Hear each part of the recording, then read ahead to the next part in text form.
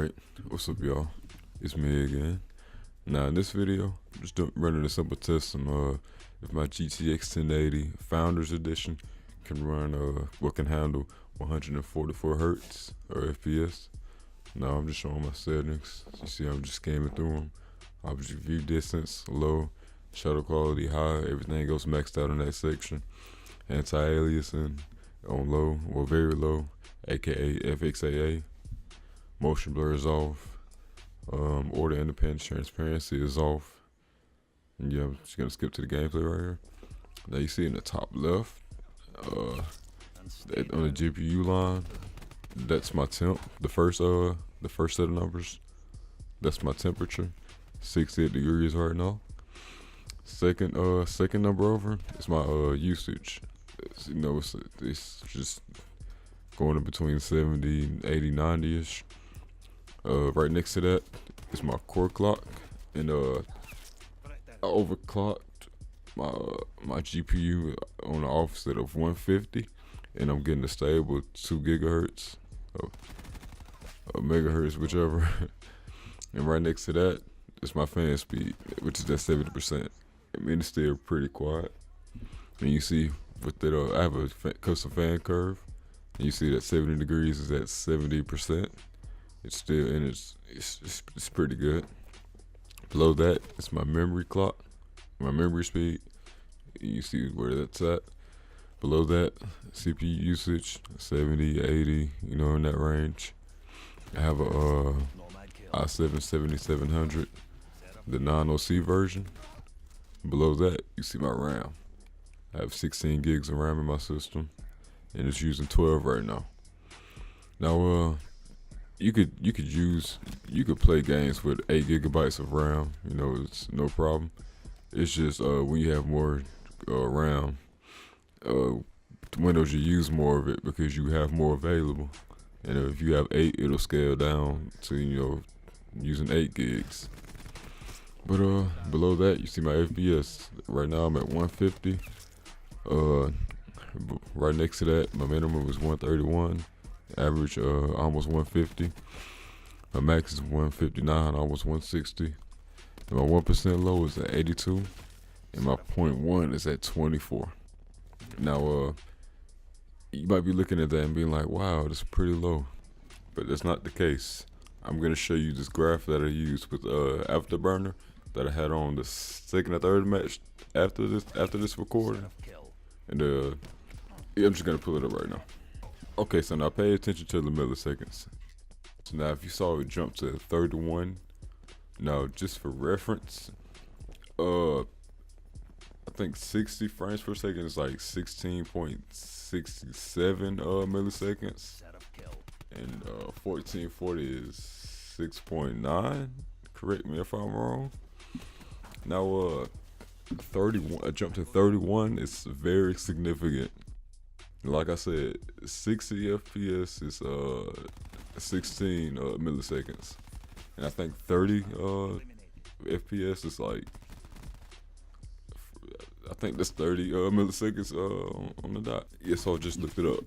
30 FPS is 33 milliseconds, and that's a huge jump from 6.9, which is 144. Now, you may be asking why. Now, why is your Call of Duty jumping at just to 31? That's because it does that when you die.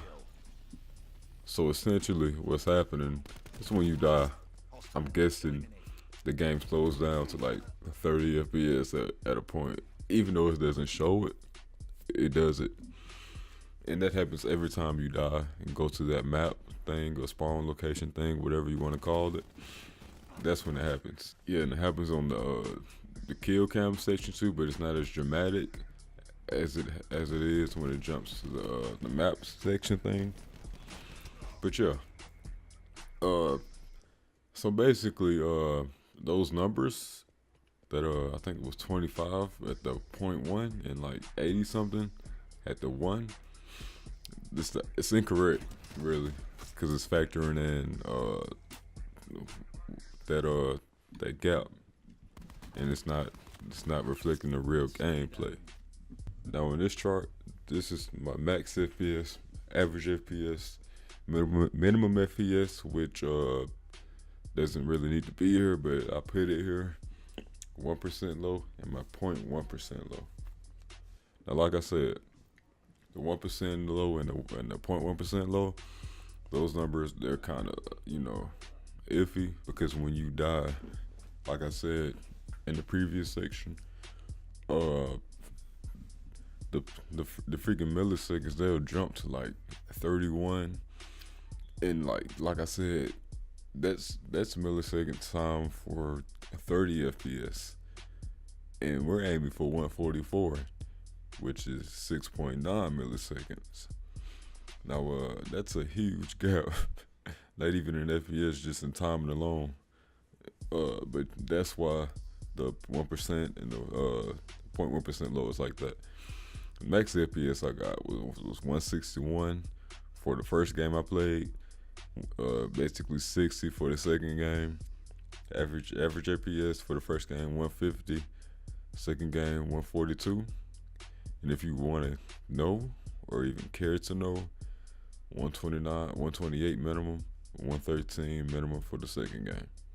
So all in all, the GTX 1080 is very capable of running 144 on Call of Duty.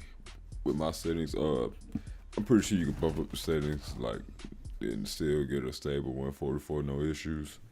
And I'm pretty sure it was a better a better CPU than I have, which is a i7 7700, the non-OC version. Then you'd see better results too.